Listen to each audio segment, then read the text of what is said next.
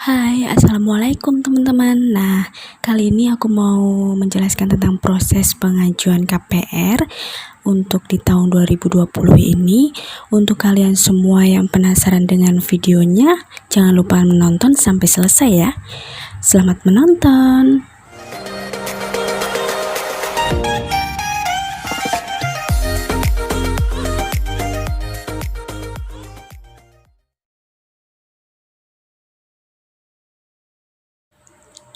Nah, sekarang kita memasuki untuk persyaratan pengajuan KPR itu sendiri, yaitu ada 2, ketentuan umum dan syarat umum.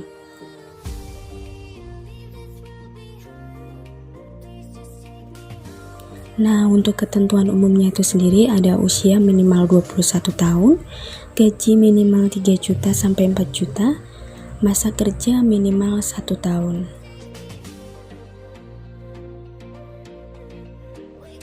Oke, selanjutnya yaitu syarat umum, yaitu ada foto 3x4, KTP, KK yaitu kartu keluarga, NPWP,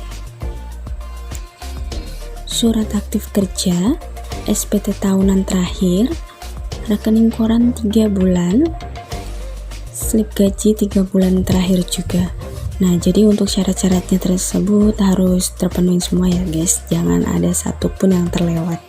Karena jika terlewat itu tidak akan bisa untuk meneruskan proses pengajuan KPR. Kemudian ada surat keterangan belum memiliki rumah.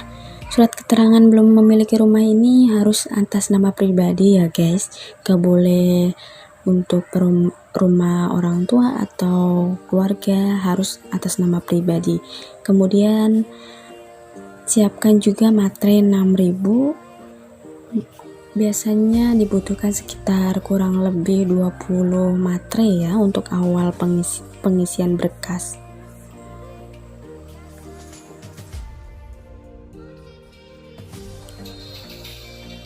Oke, sebelum aku melanjutkan proses yang harus terpenuhi, yaitu langkah-langkah sebelum kita mengambil KPR itu, pastikan kita tahu lokasi KPR-nya tersebut, dan juga kita harus tahu siapa marketing kita, dan juga kita harus tahu itu kusen atau apapun bahannya dari rumah itu apa saja, seperti itu. Nah, untuk proses yang harus terpenuhi itu yaitu jika kalian sudah survei untuk tempatnya, kalian boleh booking fee.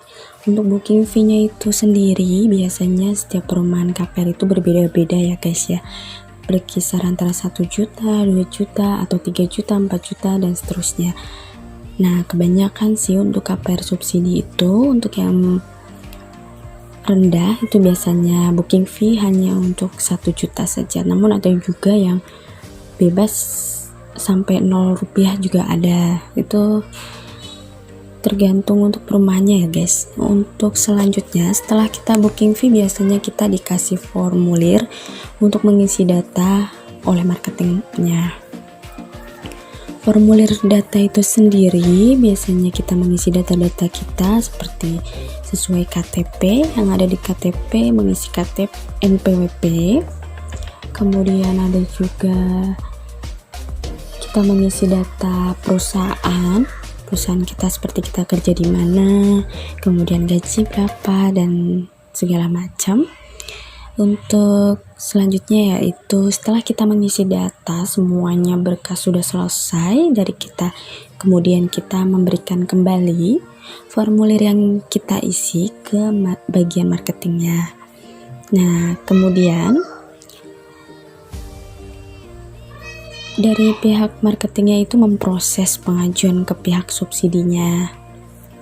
Nah, nanti jika data kita setelah dicek oleh marketingnya, oleh pihak subsidinya seperti itu, jika datanya sudah lengkap, baru untuk pihak subsidinya itu memproses pengajuan verifikasi ke pihak bank.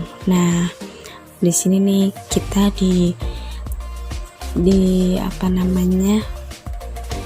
pihak bank itu memverifikasi data-data kita. pastikan juga ya guys, untuk mengisi data itu harus benar-benar valid, harus benar-benar sesuai sama yang kita jalani seperti itu, agar untuk prosesnya itu di ACC oleh pihak bank.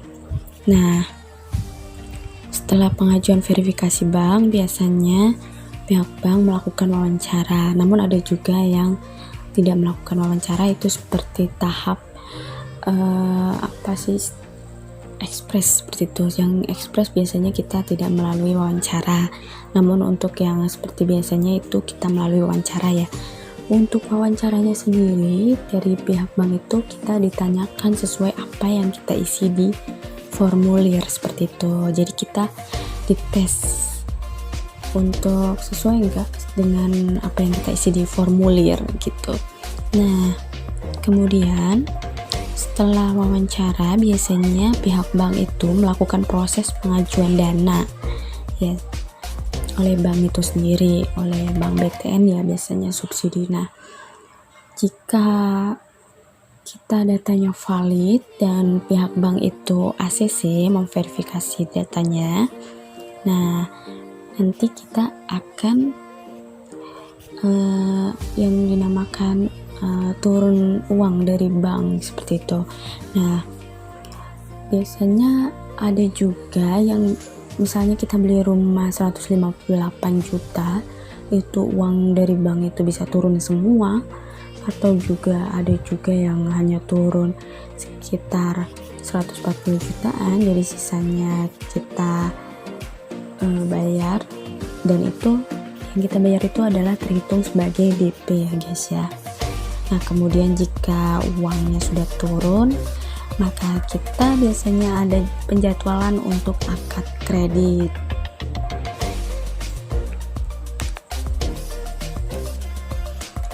Selanjutnya adalah proses akad kredit, yang dimana yang pertama kita membayar administrasi, yang kedua adalah membayar DP, yang ketiga adalah membayar uang materai, yang keempat adalah perjanjian akad kredit dengan pihak bank.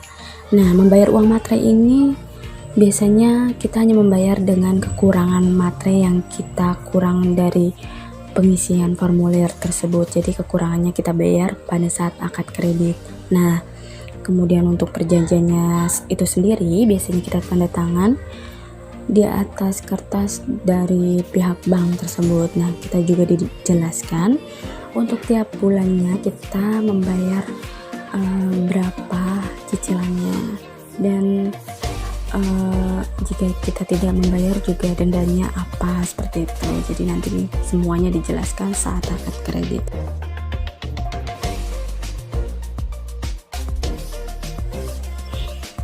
Oke, untuk tips-tipsnya yaitu pertama, proses pengisian data usahakan cepat.